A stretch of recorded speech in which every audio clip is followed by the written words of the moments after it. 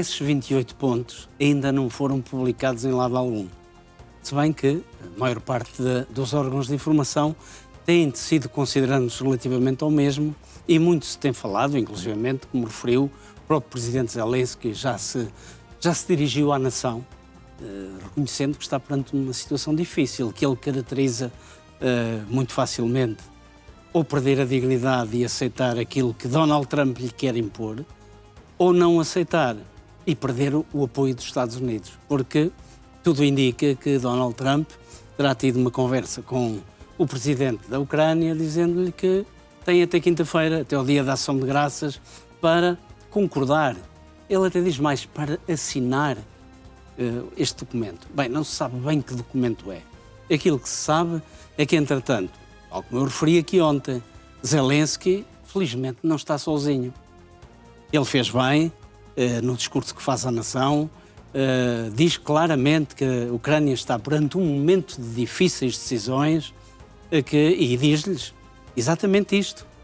Ou perdemos a dignidade ou podemos perder o apoio norte-americano. Bom, eu não estaria assim tão certo que as coisas sejam rigorosamente assim, até porque, tal como foi muito bem referido, os países europeus também acabam por contar. Que ainda hoje Kaja Kallas acaba por dizer de forma absolutamente clara, mais uma vez, que hoje houve uma reunião dos ministros dos negócios estrangeiros e alguma coisa foi dito, inclusivamente por Jean-Noël Barrot, o ministro dos negócios estrangeiros francês, que falou em nome de todos, e que diz coisas extremamente interessantes. Que o país mais interessado na paz é a Ucrânia. Só que a Ucrânia pretende uma paz justa e uma paz duradoura, uma paz que não termine passado uns meses. A Ucrânia quer uma paz que lhe garanta que não volta a ser invadida nos tempos mais próximos. Quer uma paz justa. E outra coisa muito importante, uma coisa é a Ucrânia sozinha contra todos.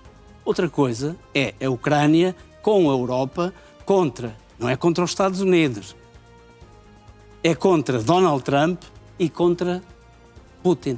É outra coisa completamente distinta. As posições norte-americanas estão a ser discutidas porque, já agora, é importante dizê-lo, o presidente Zelensky desdobrou-se em contactos. Não falou apenas com Friedrich Merz, que teve uma conversa de 15 minutos com Trump, ainda não sabemos exatamente o teor, mas saberemos amanhã, mais ou menos. Há muitas coisas que ficam por transmitir ao público em geral, mas são ditas a quem de direito. E têm alguma influência, para não dizer muita influência. Conversou com Merz, conversou com Keir Starmer, conversou com Emmanuel Macron e até com outros líderes europeus, certamente. Foi um dia dedicado a várias reuniões. Houve várias reuniões e teve uma reunião muito importante.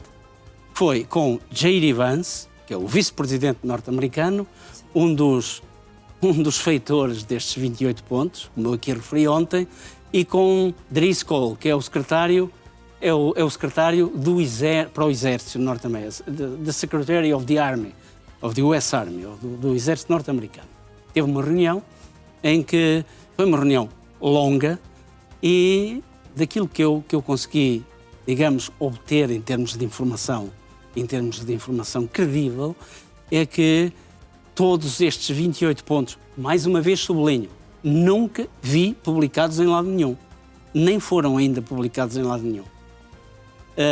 Que todas essas questões vão ser discutidas e vão ser consideradas, emendas vão ser consideradas no espaço europeu, porque os europeus são unânimes em dizer não há qualquer tipo de paz na Ucrânia sem a Ucrânia ser considerada e sem a Europa ser considerada, porque tudo se está a passar no espaço europeu. Bom, é evidente que Donald Trump utilizou aqui um argumento, porque quando Zelensky diz ao seu povo estamos entre a espada e a parede, para não estar a repetir aquilo que é ou a dignidade ou perder o apoio dos Estados Unidos, ele diz-lhe muito simplesmente. Isso é algo que várias fontes de informação o têm dito, e esta é a razão das palavras de Volodymyr Zelensky. É que se até dia 27 não houver um sim por parte do presidente ucraniano, que inclusivamente teria que atropelar a própria Constituição do seu país, por isso é que tudo indica que Zelensky irá escolher certamente a dignidade, ele e os europeus, foi porque Donald Trump o ameaçou que deixaria de fornecer informações estratégicas e deixaria de vender armas aos europeus que depois são transferidas para a Ucrânia. Vamos lá ver. Vamos com calma, porque ainda a posição vai no adro e ainda há muita coisa para discutir. Aquilo que Trump está a pedir, neste momento, é que até ao dia da ação de graças, o presidente ucraniano, em nome de todos os seus cidadãos, capitule. Aliás, é bom dizer isto, porque ainda há... Quando me dirigia para os estúdios, o presidente... ouvi uma informação importante do presidente, de todos nós, o presidente Marcelo Rebelo de Sousa, que de forma muito categórica congratulou todos os europeus por continuarem do lado da Ucrânia e por não concordarem com os 28 pontos de Donald Trump. E ele diz, e agora vou parafrasear o professor Marcelo Rebelo de Sousa, significa a rendição da Ucrânia.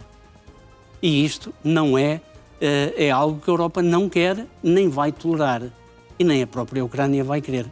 Mais importante ainda, muitas informações vindas da frente de batalha dos militares ucranianos que têm vindo a defender há 4 anos a soberania do seu país, o que dizem é que não há rendição.